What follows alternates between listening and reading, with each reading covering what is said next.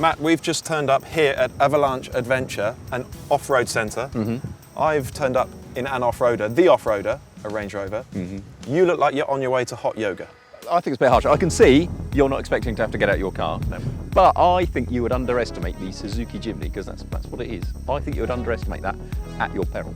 You think that's a proper off-roader? Yeah, underneath that meek exterior lies the beating heart of a real 4x4.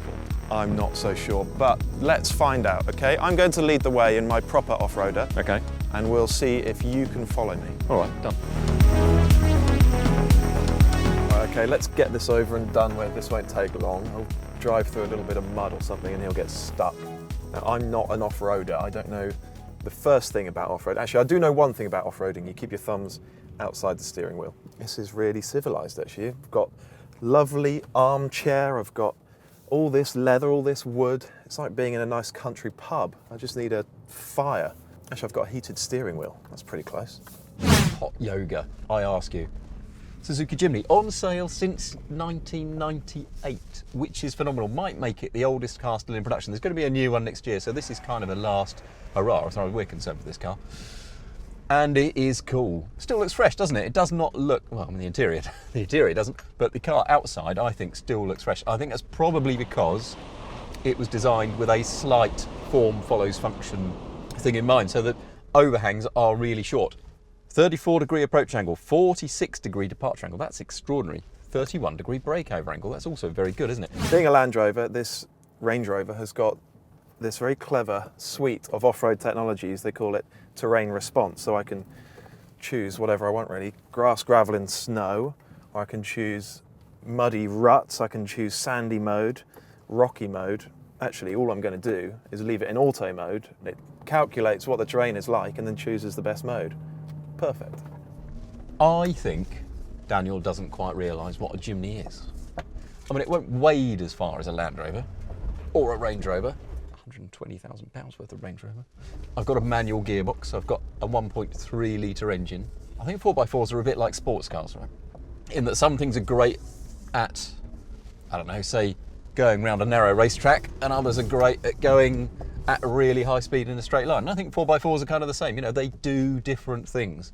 But anyway, that should do all of the things that it's supposed to do. You know why? Because its options cost more than this car does.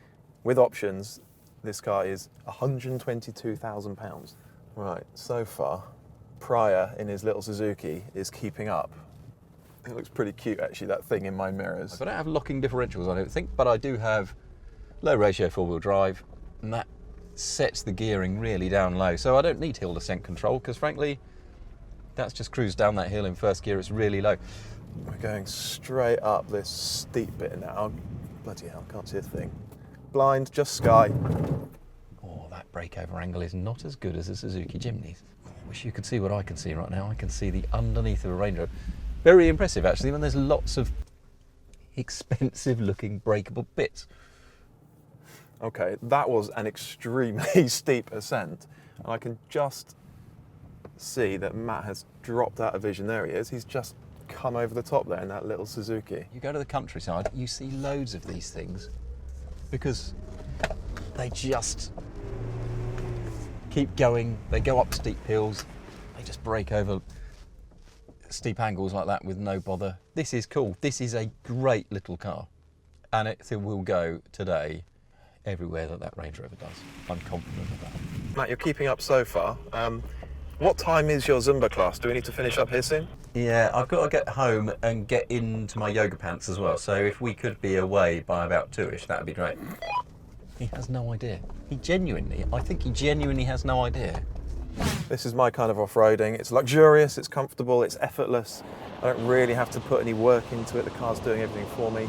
And this Range Rover really is a pucker off-roader. It's got all the hardware, adjustable ride height, in this 4x4i function, and then in off-road information, it shows me all sorts. So I can have a look at wheel information, it shows the wheel articulation, it shows steering angle, it shows which diffs are locked.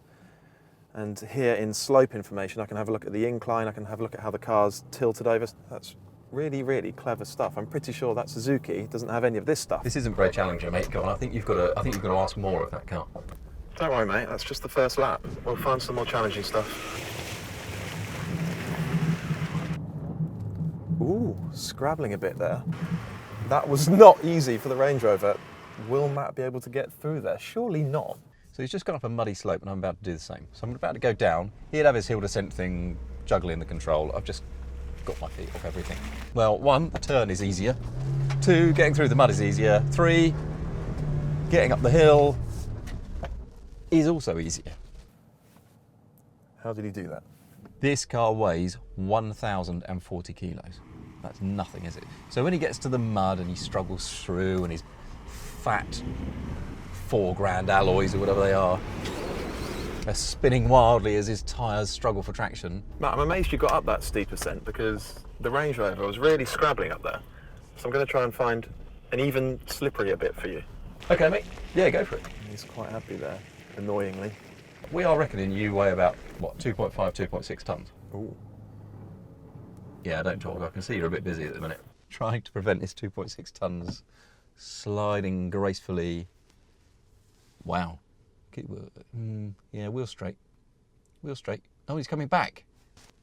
He's not giving up, are you? Is he giving up? You're not giving up on that, are you? He's giving up on it. He's not seriously giving up. Yeah, Matt, so this is 2.6 tonnes, I reckon.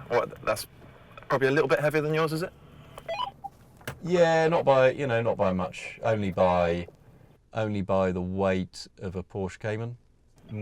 No, more than a Hurricane. It's about 1,600 kilos more than this, mate. Yeah, that's quite a lot, isn't it? So more than double. It's been impressive so far, I have to say. How are you going to deal with that muddy bit? What muddy bit? So far, that little Suzuki has kept up with everything the big Range Rover can do. It's impressive, isn't it, really? We'll try one last bit of really dirty, wet mud plugging, see if we can get that Suzuki stuck. Right, here it is pretty muddy. Don't get stuck, Suzuki. That's not part of the plan. I don't think it's going to get stuck, is it? It does get very gloopy over there. I'm going to stay here while Dan tries it and fails. Incidentally, we're not going to do much wading. I think I'm stuck. I've got it stuck. I've got the Range Rover stuck. Matt, I think I'm stuck. Can you, if you were to back out of it, could you get back through the gloop you've just come through? Yeah, I'll get out of the way. Are you going to have a go at it? Come on. Come on. Don't ground. Don't ground. Don't ground. What do you reckon, mate? One more go at that? Yeah, I think if I stick it in second and have a wee run up, I might stand a chance. So on his first attempt, he got just as stuck as I did, which is gratifying. He's going to have another go. It's like stretching a muscle. You know, the first time, it's a bit stiff. Second time.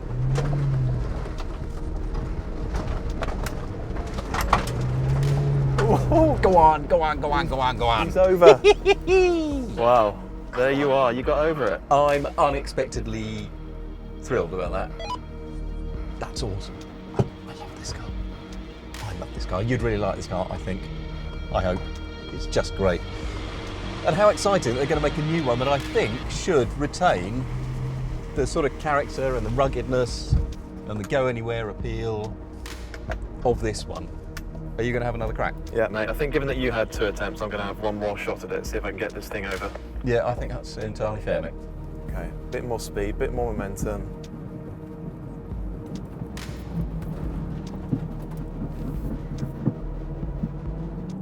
Gah! It's beached, it's stuck. That little thing is very impressive. It's remarkable, isn't it? They're both really impressive, aren't they? But I think ultimately this will probably go that little bit further than that will. Yeah. But maybe that isn't the surprise because you've got a luxury car. I know this is the big expensive car with all the clever technology, all the fancy bits, but it does have one massive disadvantage today. Which is? Me. I'm not an off-road driver. I'm pretty incompetent off-road. you know, for somebody with very little or even no experience can just come around and drive, just steer it and put the throttle down and it will get you most places. And ultimately it probably would get up there if it wasn't somebody else's 120 grand car and we weren't worried about them. It's not even on super knobbly tyres. They're pretty road biased tyres. Yeah, fairly. That's what's surprised me, is that it will go through even the really gloopy stuff on these tyres. I expected it to be decent on grades and stuff, but it's really, and what a nice way to say goodbye to a really cool, perhaps a little bit underrated car actually. Proper little thing that is, Yeah. you have to say, proper little off-roader.